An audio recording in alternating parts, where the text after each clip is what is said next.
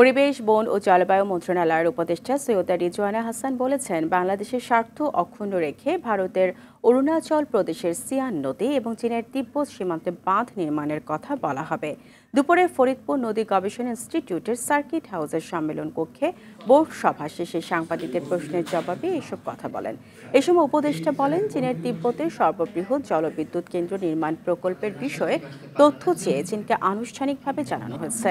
সেই পরিপ্রেক্ষিতেই চীন জানিয়েছে, তাদের প্রকল্পে লোয়ার রিপারিয়ান বা নিম্ন জলজ ভূমি এলাকা ক্ষতিগ্রস্ত হবে না।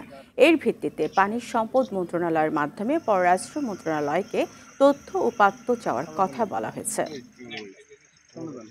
চীনের যে পরিকল্পনা, এটা আমরা পত্রপত্রিকা মারফত জানতে পেরেছি এবং এটা হচ্ছে বিশ্বের সর্ববৃহৎ জলবিদ্যুৎ প্রকল্প। সে ব্যাপারে আমরা আনুষ্ঠানিকভাবেই চীনকে জানিয়েছি যে তার প্রকল্প সম্পর্কে আমরা তথ্য চাই।